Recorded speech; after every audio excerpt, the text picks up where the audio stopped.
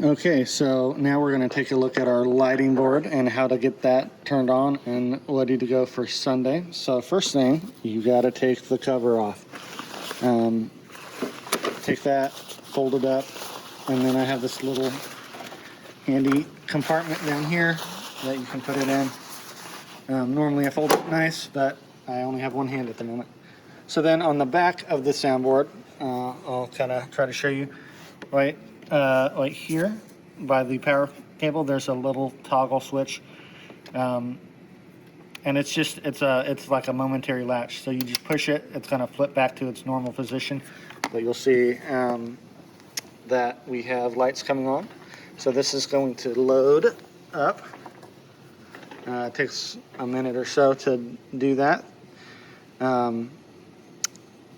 As we're loading this stuff here, a lot of times I will start heading to the stage to turn on the haze machine and the stage design power. So I'll show you that here in a second. Okay, now we are on stage and we're going to turn on our haze machine to let it start warming up. So I'm going to go to the haze machine here. It's called the pea soup. We're going to go to the back of it here. Hopefully you can see there's this red power button. We're going to flip that and you'll see the display start coming up. And that display just shows that it's going to start heating up. So it'll get to the temperature that it needs to operate. And then after that is on, we're going to go right back here to the CO2 tank. And then we're not going to worry about this knob. That knob stays set the same.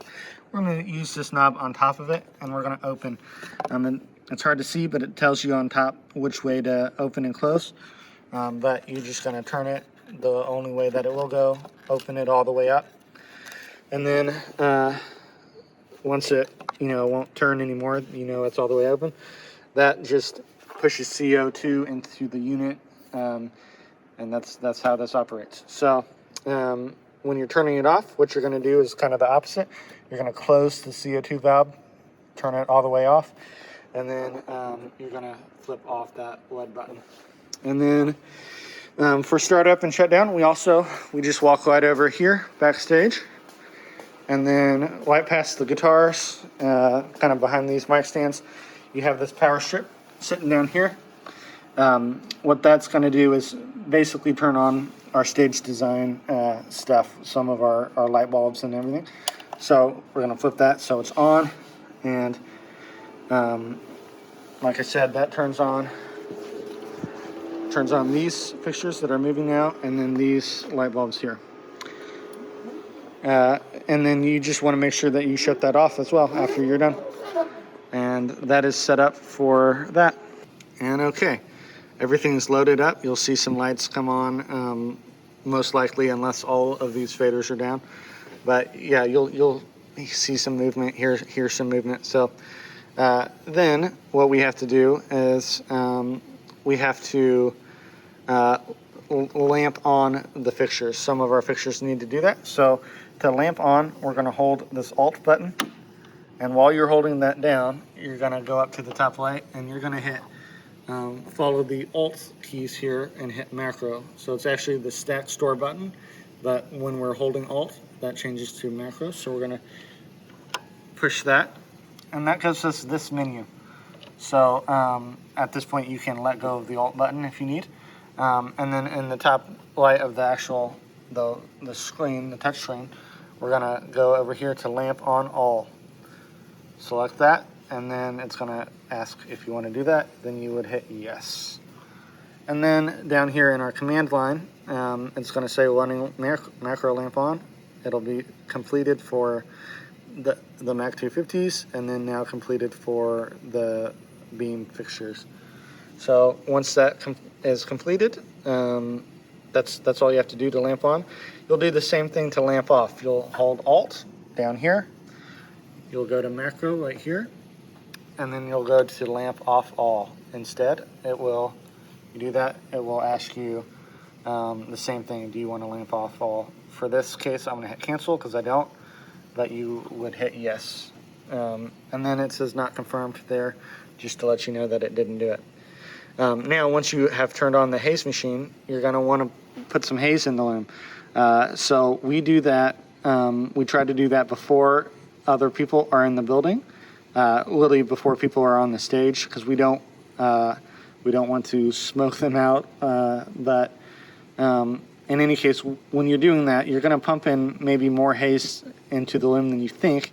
But what needs to happen is the loom has to fill up with haze.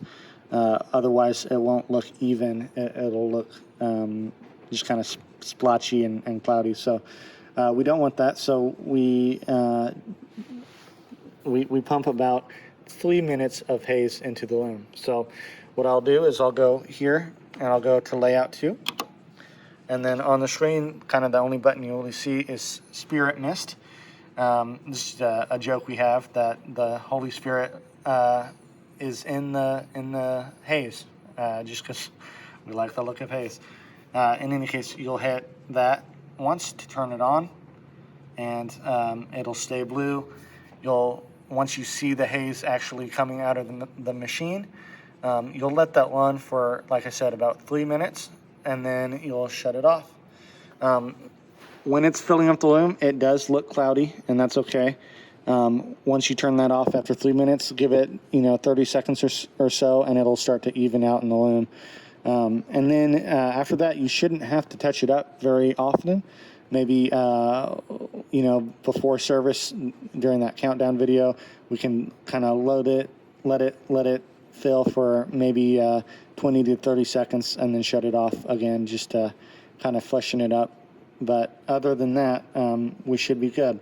Again, we're not looking for it to look like a dense fog in here. We just want a nice haze that we can see our beams and get the most out of our lighting fixtures. And then after that, you just play back your cues like you're used to. This video isn't necessarily about that. It's just kind of a startup video. So after that, you just run it like you would. All right, thank you.